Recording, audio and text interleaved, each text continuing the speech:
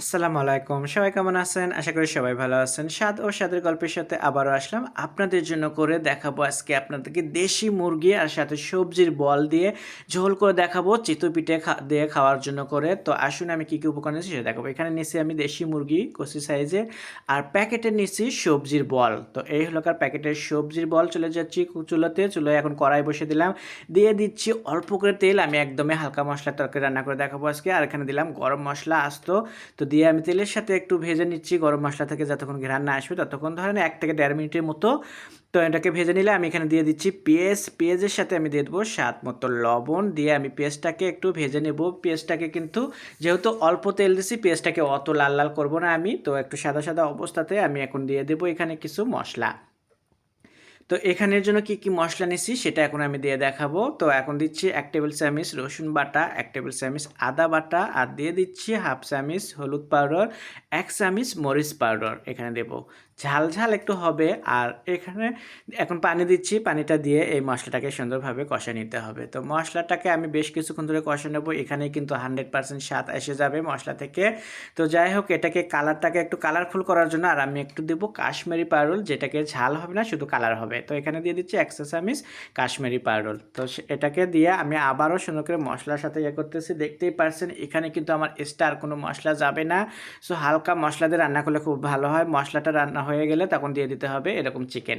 তো আমি এখানে চিকেনটাকে দিয়ে দিচ্ছি গ্রেভির সাথে। এখন চিকেনটাকে সুন্দরভাবে নাড়াচাড়া দিয়ে মিশিয়ে নিলাম। দেখতেই পারছো। তো গ্রেভিটার সাথে মিশিয়ে নেওয়ার পরে আমি এখন এখানে দেব কিছু পানি। পানিটা দিয়ে আমি চিকেনটাকে ভালোভাবে কষায় নিতে হবে। তো এখন আমি পানি দিচ্ছি এখানে। এই পানিটা দিয়ে আমি আবারও মিশিয়ে নিলাম। নিয়ে আমি এটাকে একটু ঢাকনা দিয়ে বেশ কিছুক্ষণ ধরে এটাকে কষিয়ে নেব আমি এই চিকেনটাকে। তো চিকেনটাকে কষা নিচ্ছি। দেখতেই পারছো তোমরা ঝোলটাকে একটু কমে আসে তেলের উপর উঠতেছে।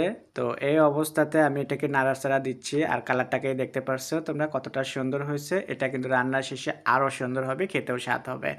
তো যাই হোক চিকেনটাকে যখন এরকম কষানো হয়ে যাবে তখন দিয়ে দিতে হবে ঝোল।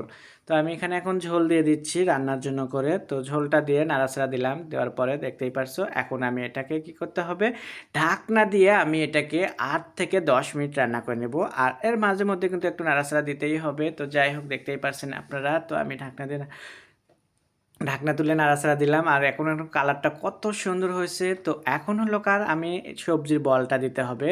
তো সবজির বলটা আমি একটু পরে দেবো, যেহেতু ওটা রেডিমেড থাকে সব কিছু একদমই দেওয়া।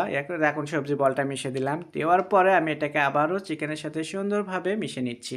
তো মিশানোর পরে করতে হবে কি, এটাকে আমি আবারও ঢাকনা দেব। ঢাকনা দিয়ে কিন্তু আমি আবারও বেশ কিছুক্ষণ ধরে আমি এটাকে কুকিং করে নেব। তো কুকিং করার পরে দেখতেই পারছো কালারটাকে কতটা সুন্দর হয়ে গেছে। আর রান্নাও কিন্তু আমার শেষ হয়ে গেছে। তো আপনাদের কাছে কেমন লাগবে সেটা অবশ্যই কমেন্টের মাধ্যমে জানাবেন আমাকে। এখন আমি আপনাদেরকে দেখাবো এটাকে সুন্দরভাবে কিন্তু সুন্দর একটা বাটিতে করে পরিবেশন করে। তো আপনাদের কাছে আমি বলবো যে অনেক ভালো লাগবে পরিবেশনটাও। তো যাই হোক আমি এখন পরিবেশন করতেছি। পরিবেশনটা আপনাদের কাছে কেমন লাগলো অবশ্যই কমেন্টের মাধ্যমে জানাবেন। আর বাসায় একবার হলে এরকম ট্রাই করবেন। আমি বললাম যে